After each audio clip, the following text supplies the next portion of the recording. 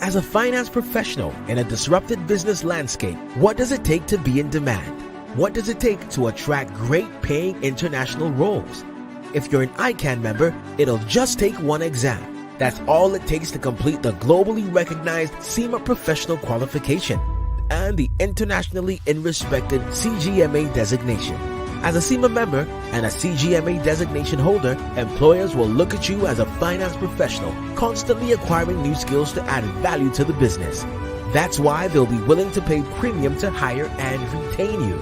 If you have 5 years of relevant experience and are an ICAN member, you can directly sit for the final exam of the SEMA Professional Qualification, the Strategic Case Study exam. Start studying the SEMA Professional Qualification. Prepare to make an impact.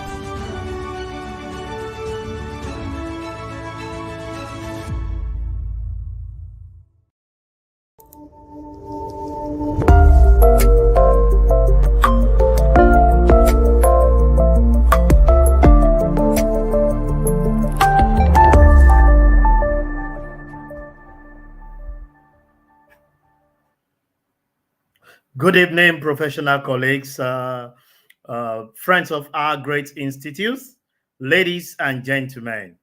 It is my pleasure once again to welcome you to another episode, another session of ICAN on Air, powered by our great institute, the Institute of Chartered Accountants of Nigeria. I'm sure the last few weeks, few months that we have started this program has been a very educative and insightful session. And today I have come, as I promised you 7 days ago, precisely last week, Thursday, when we had issue with a network, to bring back the concluding part of the accounting for financial institution, the part 2 of it. Last week, Tuesday, we had the part 1, and it was mind-blowing with our guest.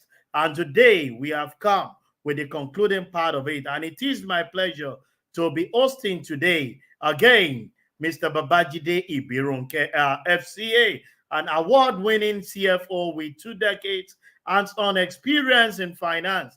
For those of you that were not part of it last week, Tuesday, the man is an award-winning CFO who have an excellent reputation as a business partner valued by other colleagues. He founded on broad expertise in finance, in consumer understanding, commercial, and strong strategic with good track record of improving processes, systems, and control. He is a fellow of the Association of Chartered Certified Accountants UK, a fellow of our great institute, the Institute of Chartered Accountants of Nigeria, the fellow of the Chartered Institute of Taxation, as well as an holder of ACCA diploma in international finance reporting. He was the sole representative of ACCA International Assembly in the United Kingdom from 2011 to 2013 and was elected the chair of the ACCA Nigeria Advisory Committee 2014 till November 2020. I was elected as Global Council member of ACCA. I'm sure both professional colleagues, students that were part of it last week, Tuesday, even Thursday when we started, before the network started misbehaving, we know that we are in for another insightful session this session. I just want to assure you that you get your pen. Those be ready to prepare a textbook by the concluding part of this session today. Don't go far. Stay tuned. Let me go on a very short commercial break. And when I'll be coming in, I'll come in with our guest to have another quality time today. Stay tuned, and I'll be right back. Save the date. Make it in October to remember as you register and plan to attend the 52nd ICAN Annual Accountants Conference. Date 10th to 14th October 2022. Venue ICC Abuja and Sheraton Abuja. For more inquiries, call 070-501-80222 or 090-625-47263. You can also visit the ICAN website www.icanig.org to register. Thank you.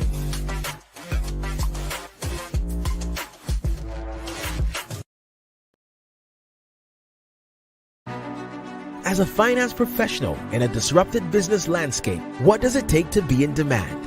What does it take to attract great paying international roles? If you're an ICAN member, it'll just take one exam. That's all it takes to complete the globally recognized SEMA professional qualification and the internationally respected CGMA designation. As a SEMA member and a CGMA designation holder, employers will look at you as a finance professional, constantly acquiring new skills to add value to the business. That's why they'll be willing to pay premium to hire and retain you. If you have 5 years of relevant experience and are an ICAN member, you can directly sit for the final exam of the SEMA Professional Qualification, the Strategic Case Study exam. Start studying the SEMA Professional Qualification. Prepare to make an impact.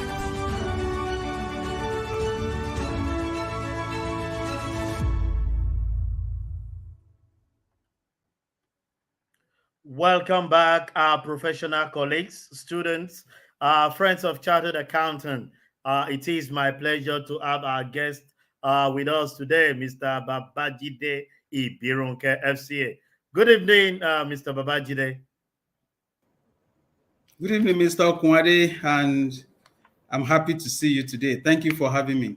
Nice having you. The network almost distorted our plan last week Thursday for us to have the vibes that you gave us last week Tuesday, because you took us back to class, and the students, everyone is actually yearning.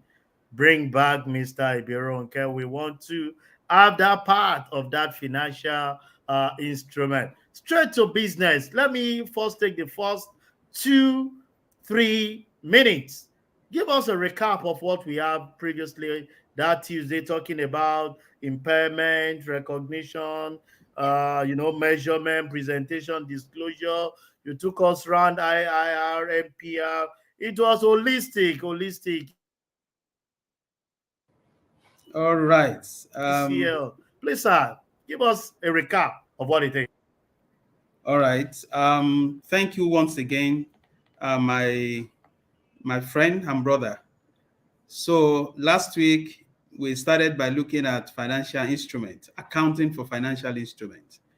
I started by explaining to us that when you think about financial instrument, think about it in terms of investment that you have and the instrument that you have for the investment, and look at it from the point of view of the asset that can generate some cash flow for you as an organization.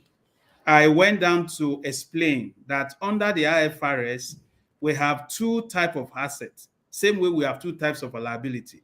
So we have financial assets, and then we have non-financial assets. Most of the time, our concentration as accountants will always be on the non-financial assets. So those are the assets that we know, or that we used to know as property, plant, and equipment, the intangible assets, the investment properties. Those are the type of assets that if you ask any layman on the road that what are assets, those are the kind of examples they will give you. But as finance professional, we should be aware that there is yet another type of asset. They are called financial assets. And these are assets, or any asset that is cash, or any contractual right to receive cash, or contractual right to exchange other financial instruments, other conditions that are potentially favorable, including investment in equity instrument of another entity that is not and that does not give control or significant influence on joint control to the investor. So after that, I explained to us that there is an investor side of things to the investment, and there is the investee or the issuer side of things to the investment.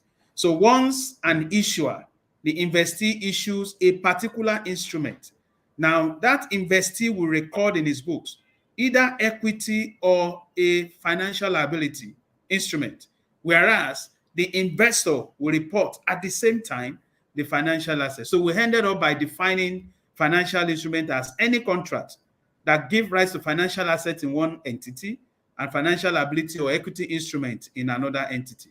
So I went on to give the background information about how we get to where we are on IFRS 9 today. Prior to now, there is a standard, or there was a standard, or there is still a standard called IS 39. And I'll use the word was and is carefully, because like I explained to you last week, some entities, especially insurance businesses, some of them still use IS 39 up till now, right?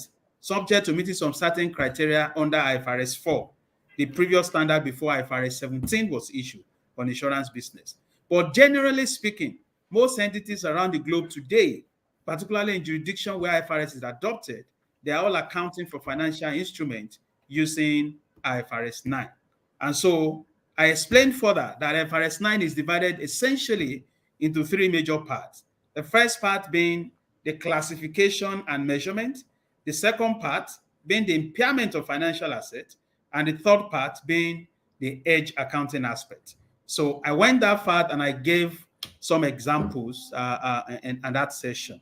I hope I will stop here so I can answer other questions. But one important thing and one fact I want you to take note before I leave that particular area is that the same way that your non-financial assets can be impaired, the same way financial assets are also tested for impairment.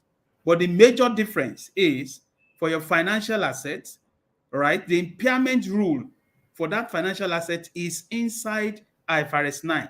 But for your non-financial assets, to test them for impairment, you have to use the provisions of IAS 36, impairment of assets. Under IAS 36, you test for impairment for your non-financial assets only and if or when an impairment indicator is triggered. If impairment indicator is not triggered, then you won't have to test for impairment, except for three items: goodwill and other intangible assets with indefinite useful life. Those other ones are to be tested for impairment at least annually.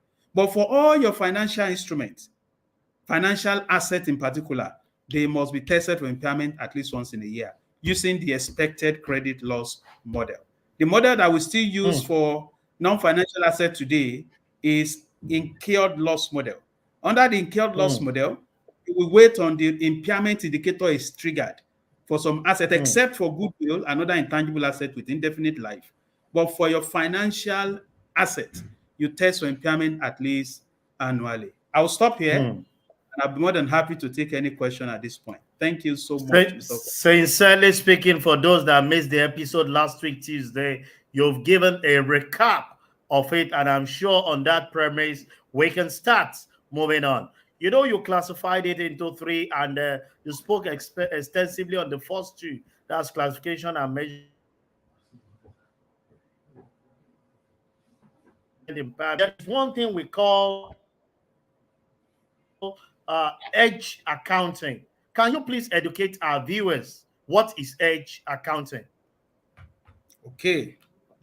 Thank you very much, my moderator.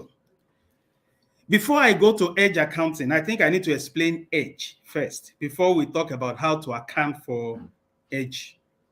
And the way I would like to talk about it, and I remember last week when I started explaining it, you have used Ukraine and Russia war, you know, the escalation from that war as an example of a situation that would need or that would warrant for an entity to want to hedge either the price of their commodity or whatever reason they want, for whatever reason, whatever exposure they have to changes in the prices of any commodity.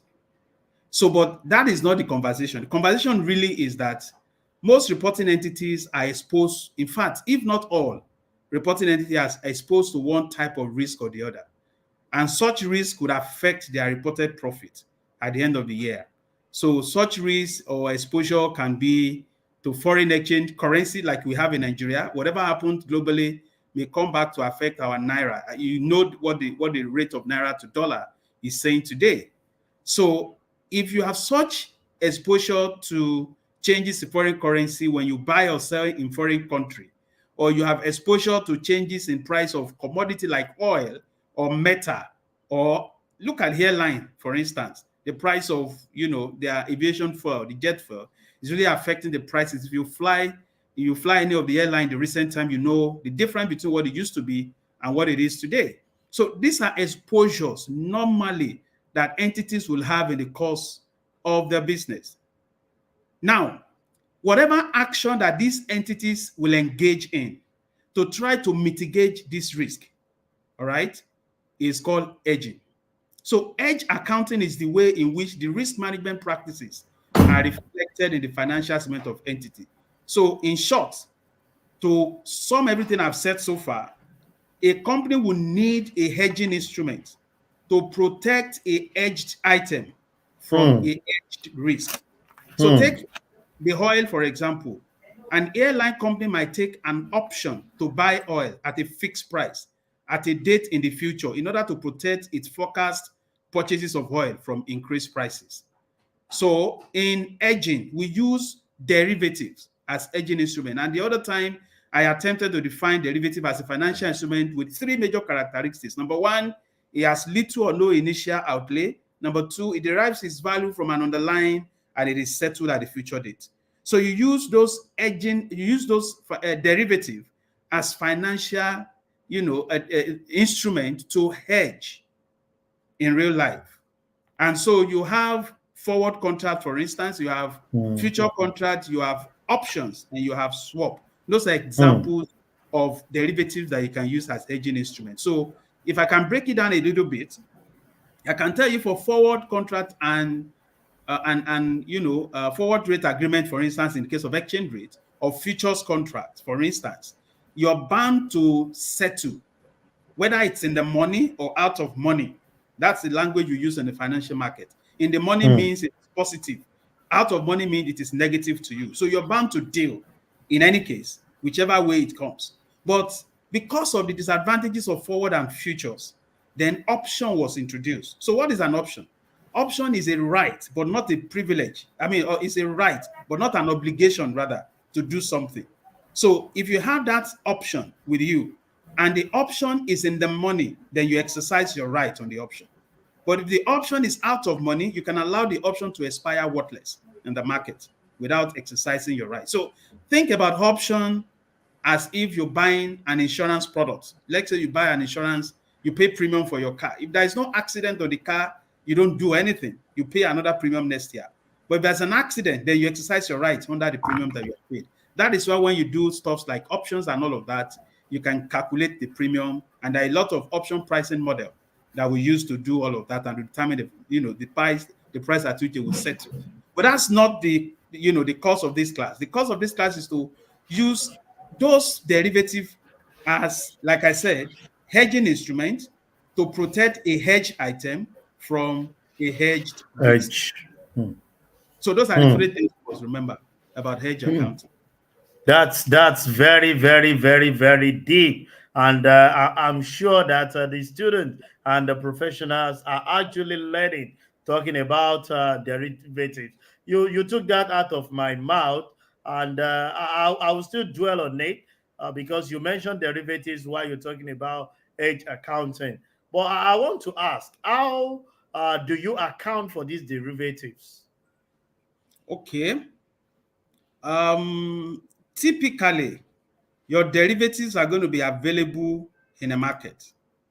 Okay, so in Nigeria, unfortunately, our market is not yet deep enough to be able to take on some of these derivatives, but we have some semblance of it. For instance, we have FMDQ OTC in Nigeria, where you can at least purchase for your FX some non-deliverable futures in that market. So how does that work? You will enter into a transaction today with paying some little amount of premium to the counterparty. And then you enter into a forward rate agreement to say you want to buy maybe $1 million in 3 months' time, but you don't know what the rate will be at that time. Okay? So, but you're just taking on that derivative. Now, at the end of each reporting period, those derivative value you have taken on, there is a fair value to them. There is a market price. When those derivatives are quoted or they are available in an active market. And IFRS 13 will tell you what to do when they are not quoted. And I explained during the last session that there is no way you will talk about financial instrument without talking about IFRS 13, because IFRS 13 is fair value measurement. It is the standard that you use anytime an accounting standard, an IFRS says what you should do about fair value, and when you should use fair value, the standard that you then go to find how to arrive at the fair value figure is IFRS 13. All right. So that IFRS 13 would give you an indication under the fair value hierarchy of where you will obtain the fair value of such derivative and the market or similar market where they can be obtained.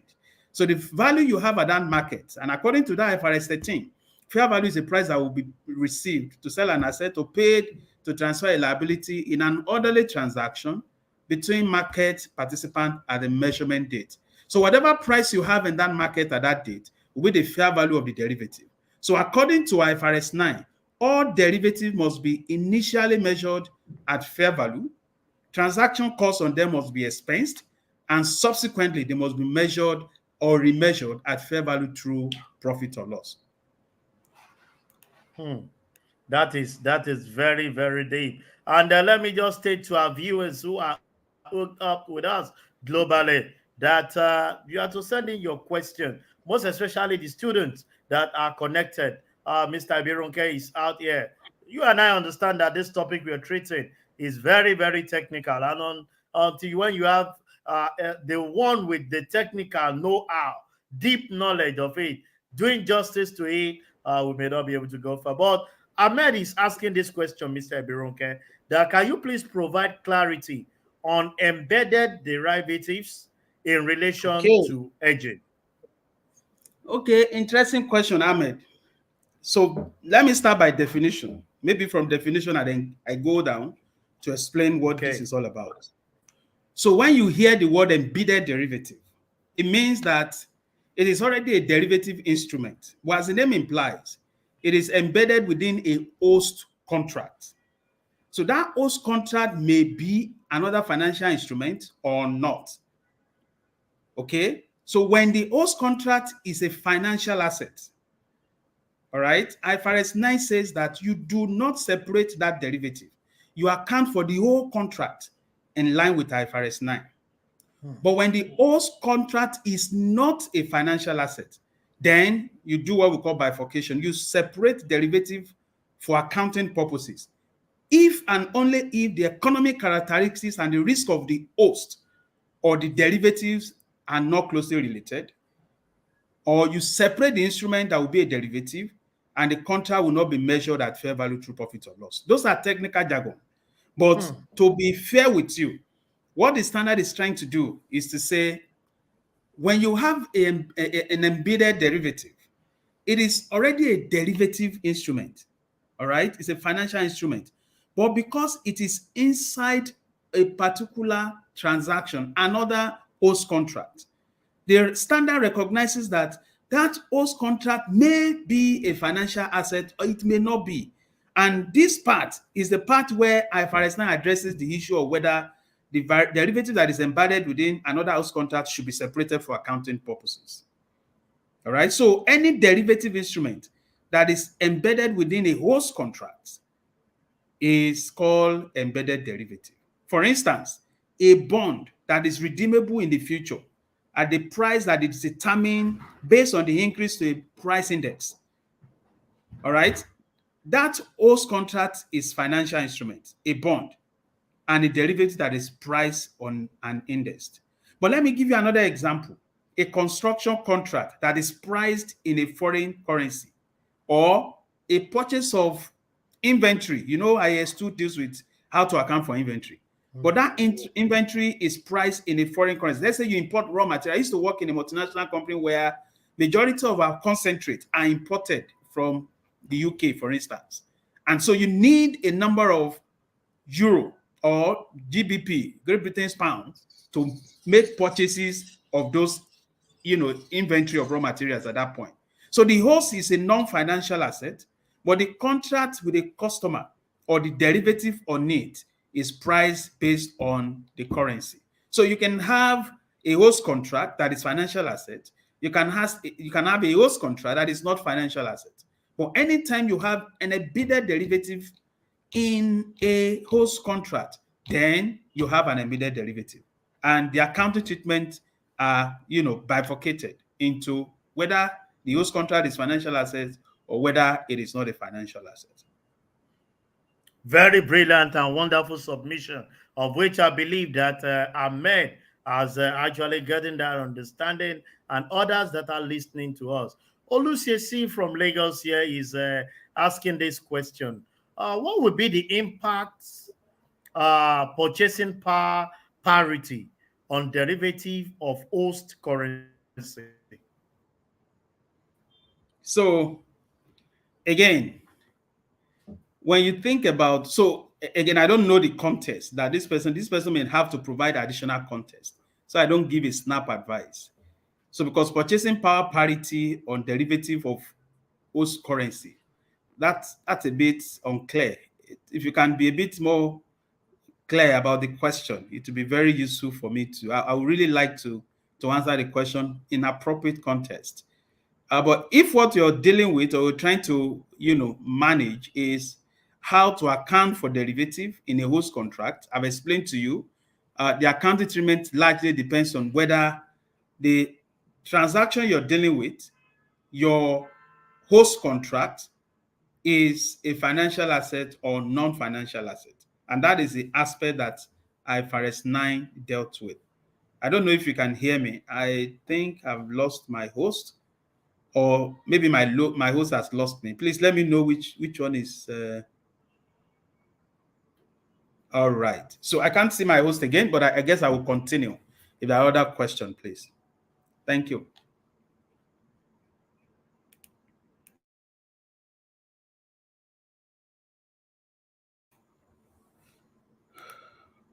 Okay. Can you still hear me, please? Save the date. Make it in October to remember as you register and plan to attend the 52nd ICAN Annual Accountants Conference. Date 10th to 14th October 2022. Venue ICC Abuja and Sheraton Abuja. For more inquiries, call 070-501-80222 or 090-625-47263. You can also visit the ICAN website www.icanig.org to register. Thank you.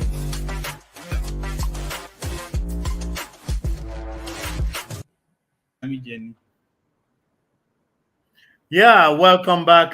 So while we expect Oluseyi to provide more clarity on the question that I was trying to talk about on the purchasing power parity, let me take this question, Mr. Ibironke.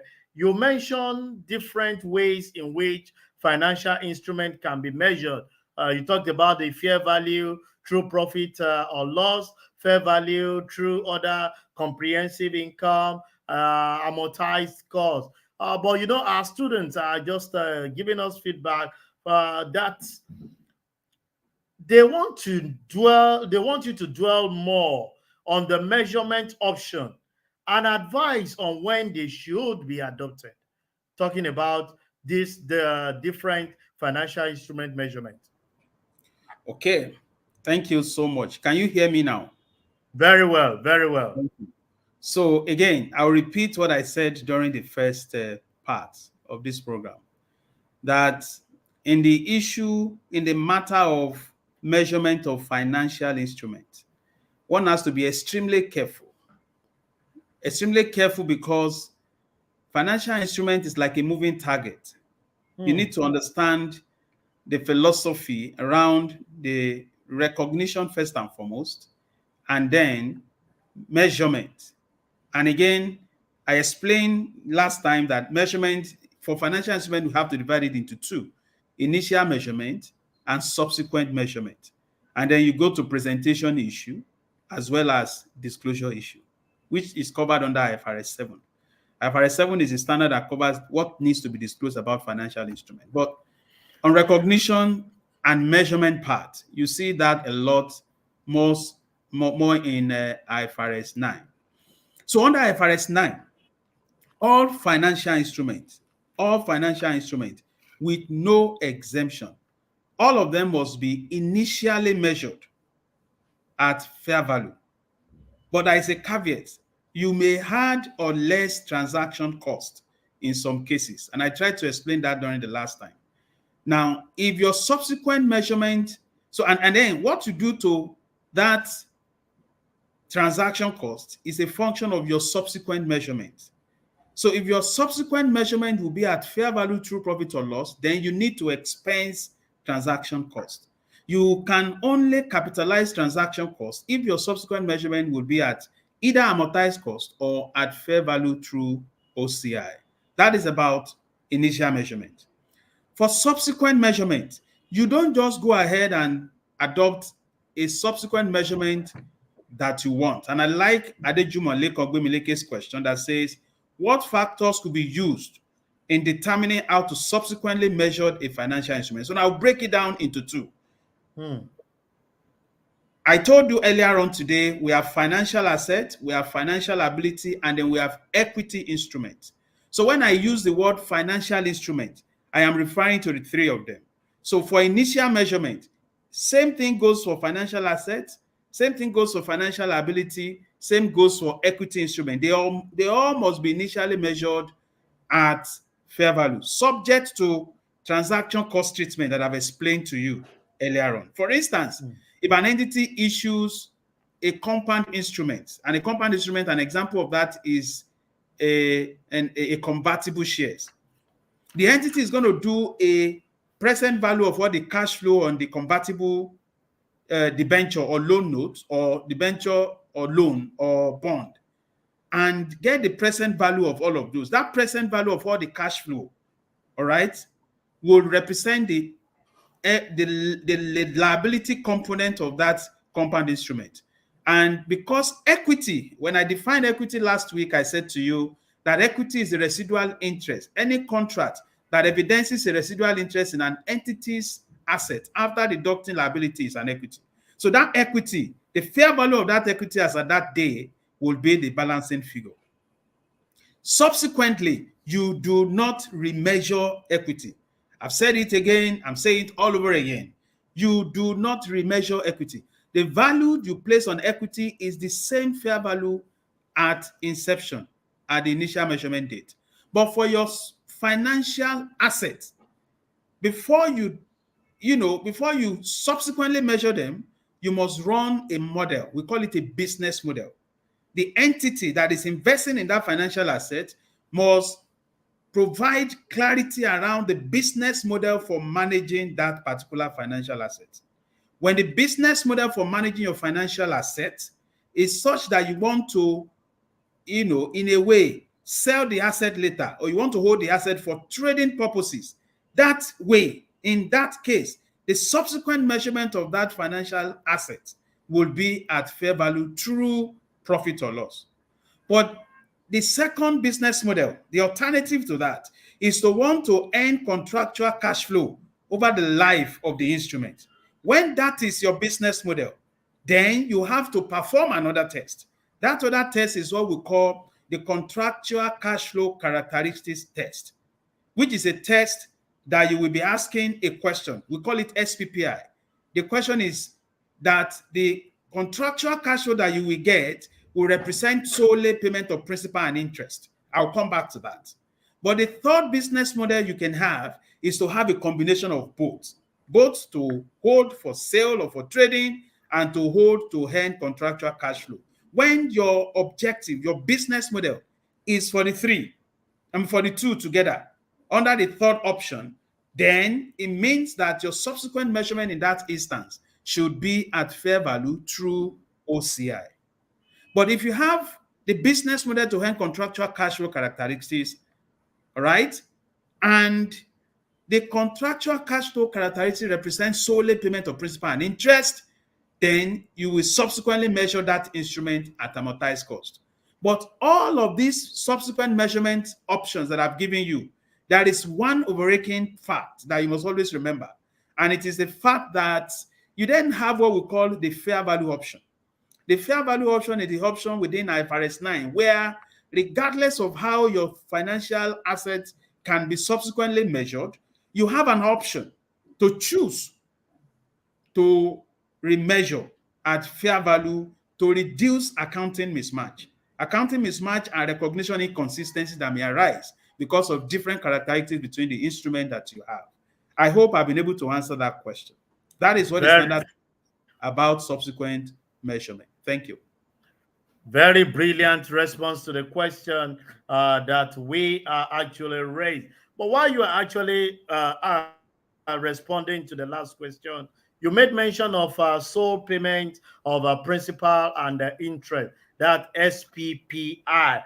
Our students are actually asking, what do you mean in a layman language for the benefit of our students, like I said, who are joining us today to acquire this knowledge? Expatiate more on this SPPI. That's the sole payment of principal and interest in terms of the contractual cash flow or collect cash flow.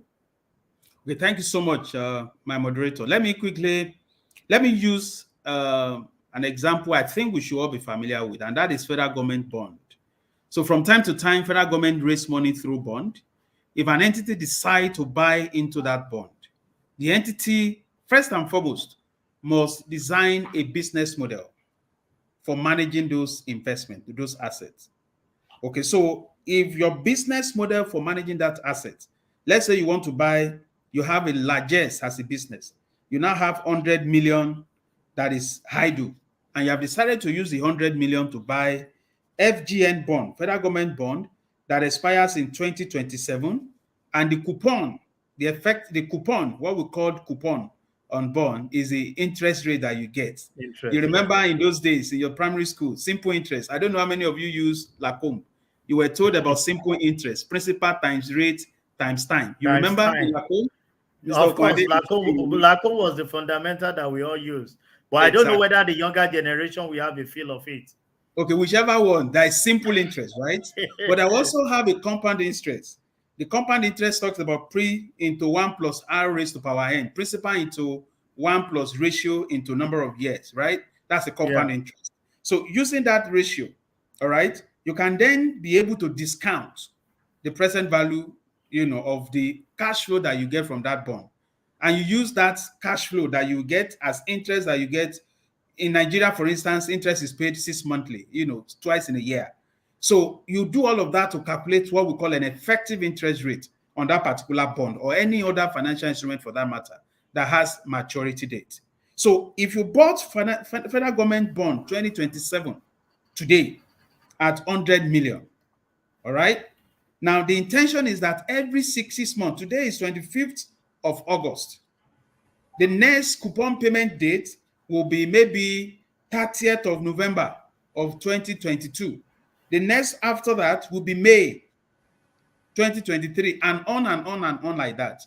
Now, you will target all those repayment dates. And if the coupon on the bond is 10% and you have invested 100 million, on those dates, you'll be collecting 10 million interest subject to appropriate utility tax deduction. That is the contractual cash flow that you have on that particular instrument. So for this type of instrument, FGN bond 2027, the contractual cash flow characteristics, the way I've explained it, represent solely payment of interest, principal and interest. That is an example of SPPI, yes. Now, I also have another example I can give you.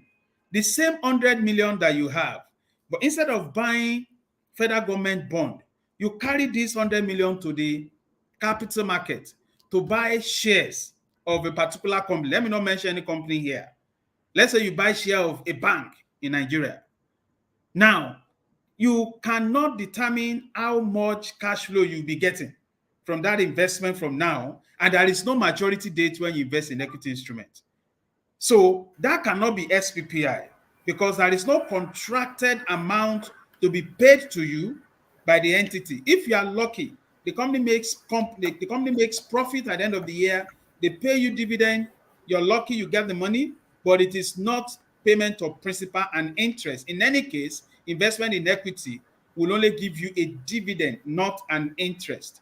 So investment in equity do not qualify under the SPPI category because it does not represent solely payment of principal and interest. So Interest. that is why you cannot use amortized cost for investment in equity instruments. You must use fair value for such investment. But for investments such as bond, loan note, debenture, long-term borrowing that have fixed rate of interest, then you can use amortized cost because you can calculate effective interest rate, which I explained the last time, and use effective interest method of accounting. And in that case, you can then use amortized cost. That is the difference between the two. Very, very explanatory. And I want to believe that not just only the professional colleagues are learning from this, the students that are preparing for their exam have come to tap from the word of experience of proceed.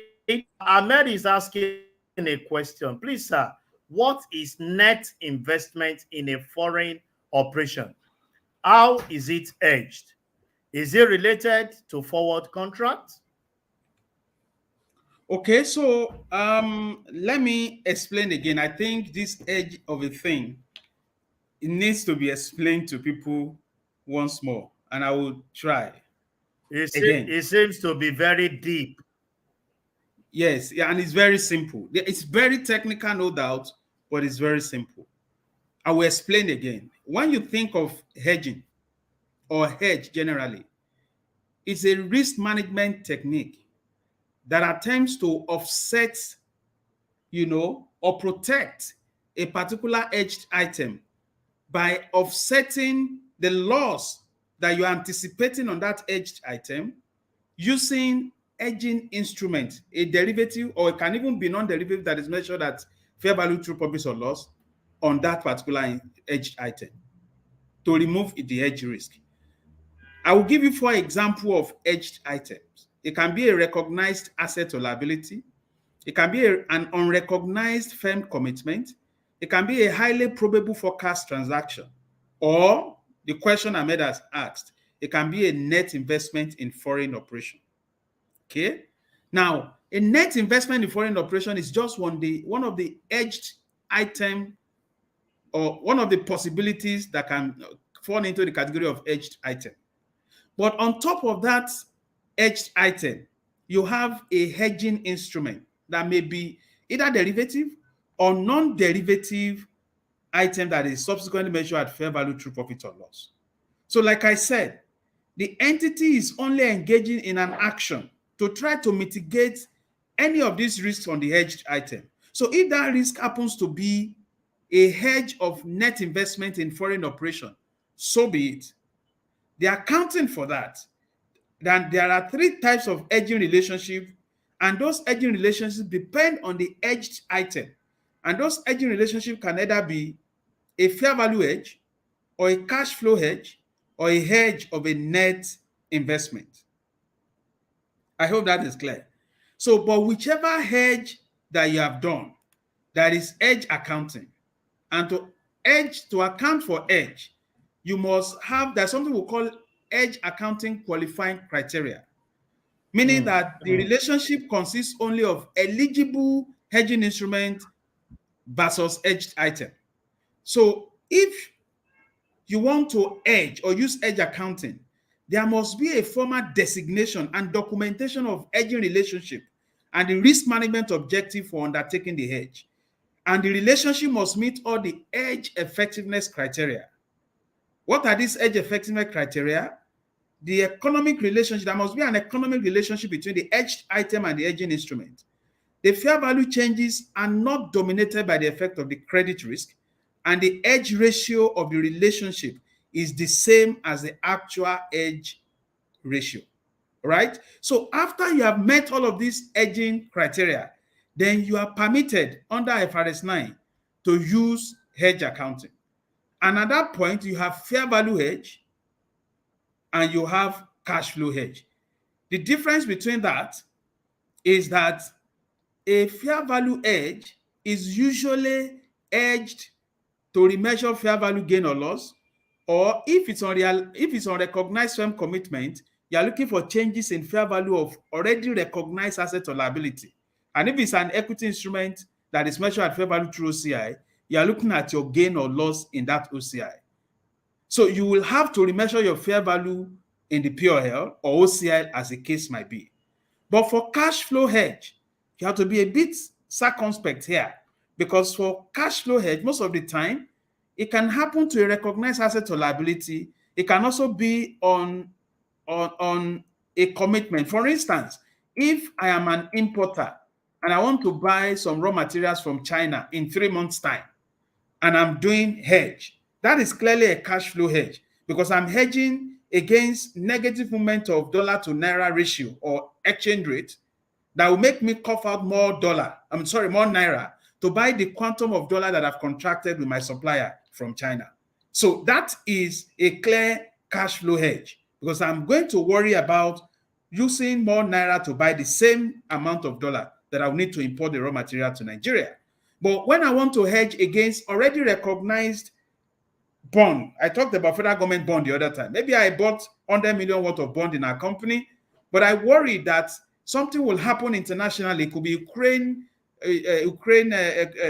Russia war. Whatever happens to the price of that particular instrument, the instrument may have been delisted from some certain investment grade, and that will affect the pricing of that instrument. I will take another action. That other action I'm taking will produce a gain.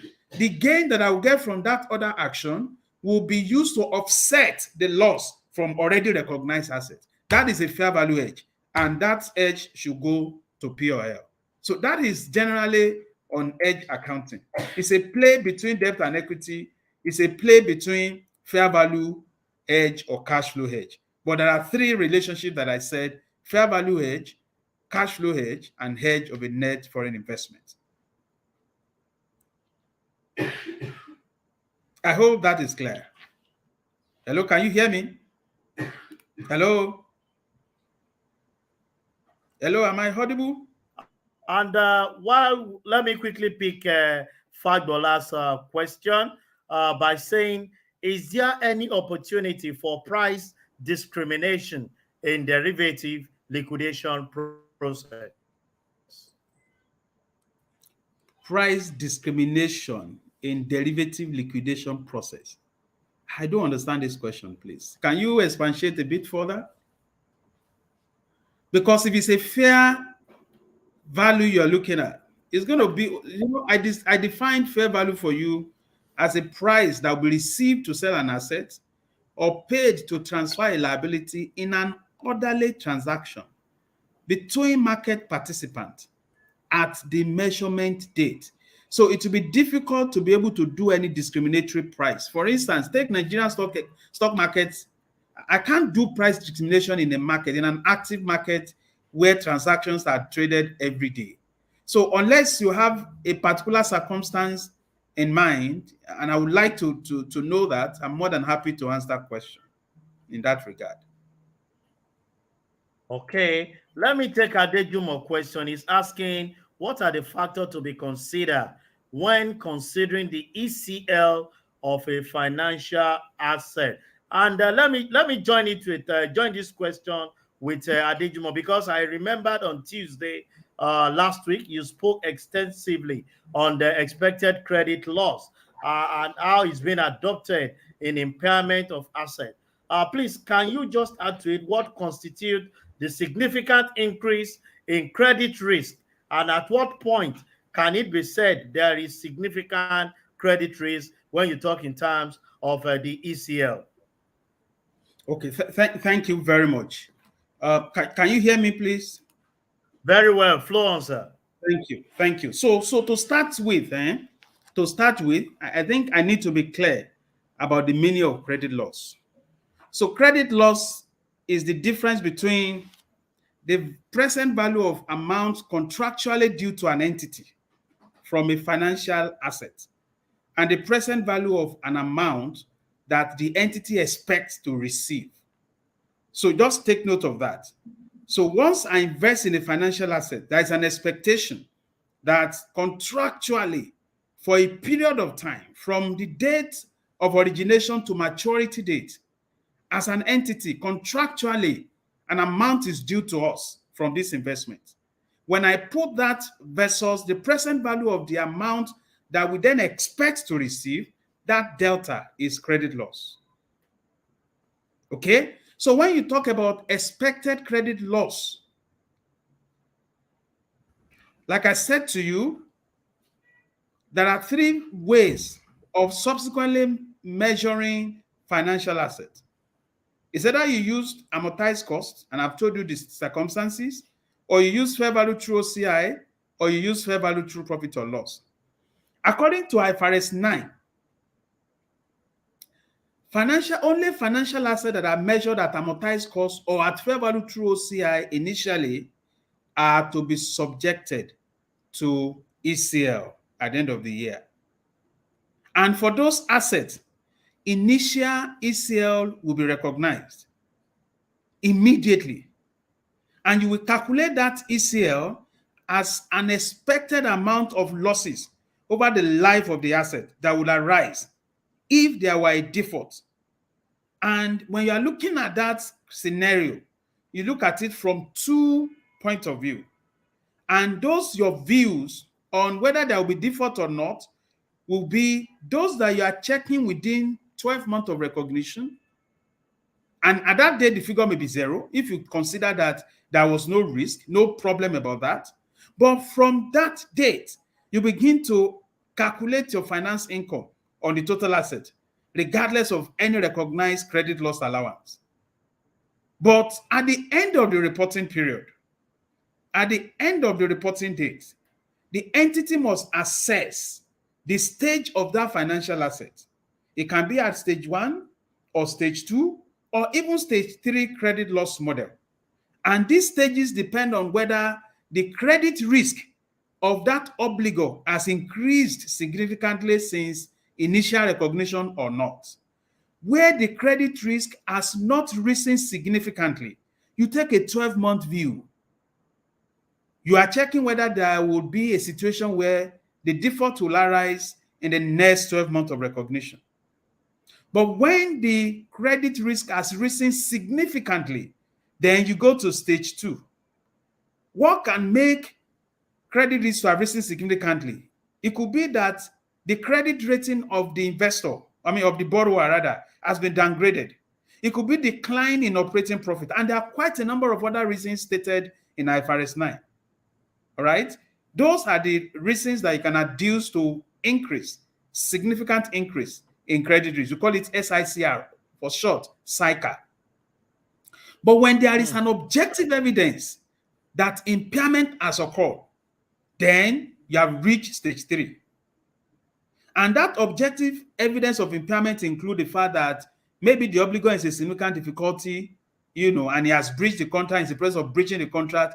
And these are highly subjective situations, but must be calculated. The model must be run with forward-looking information that is verifiable, that is supportable, and has taken into account time value of money.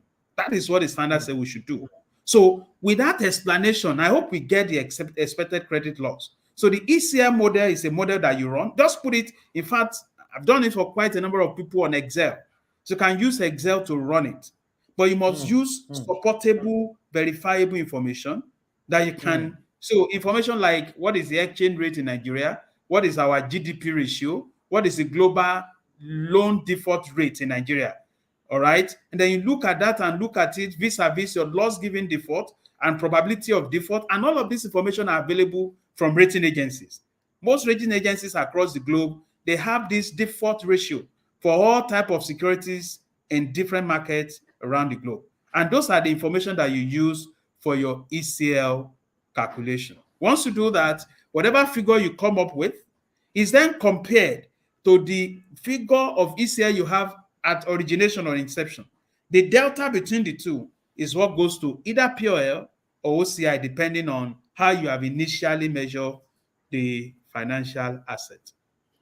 Sincerely speaking, Mr. Ibironke, You have made this technical topic well simplified that I can assure you from the feelers that I'm getting from our audience globally. Let I can set a question now, I will kill it with all this explanation that you have given. You have done Kill justice it,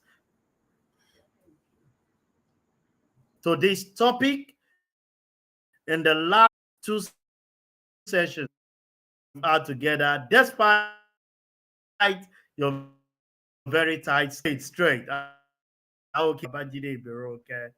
Oh, and also, 1 minute.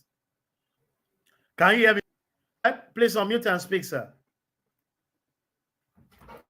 I can hear you loud and clear, Mr. Kwade. I can hear you very loud and clear. Can you hear me too? Hello? Can you hear me too?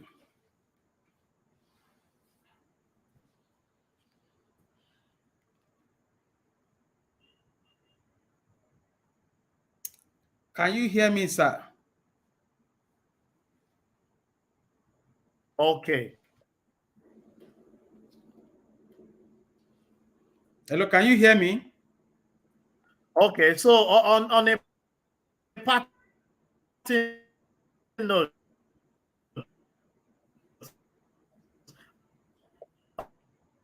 uh,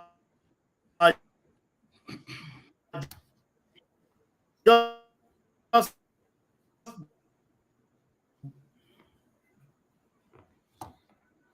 I can't hear him. I guess it's my network. yeah,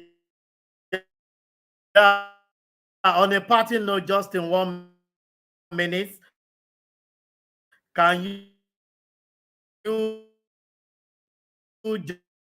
just give yeah, very well. Let's let's have a feel of uh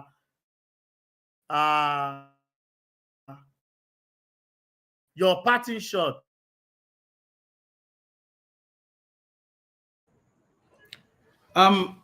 Thank you, Mr. Kwande.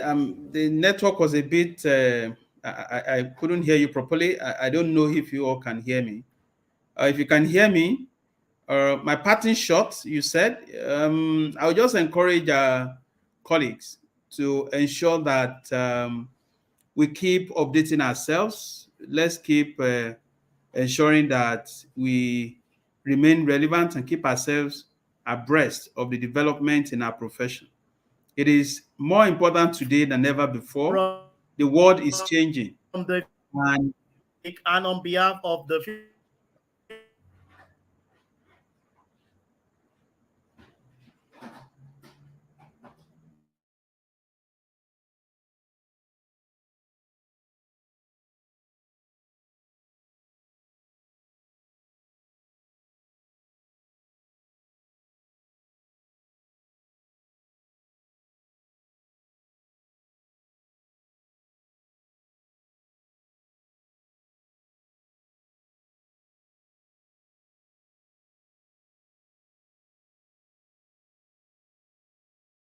Save the date.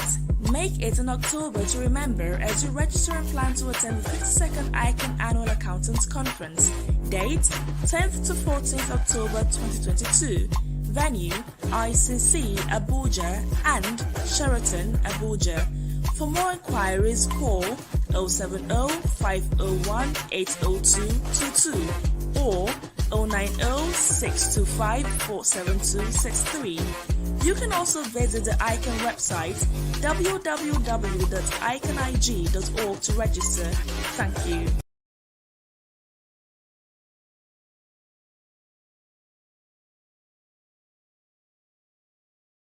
just to round up, I know our guest has given his parting shot, and let me just say this: that try as much as possible to be part of the 52nd Annual Accountant Conference, as you have heard in our jingles today. Hook up to our website and have understanding of what it takes. Thank you very much for being part of the show today. I remain your host, Olusegun Okwade. See you again next week, Tuesday, as we bring another interesting and educative topic. Bye for now.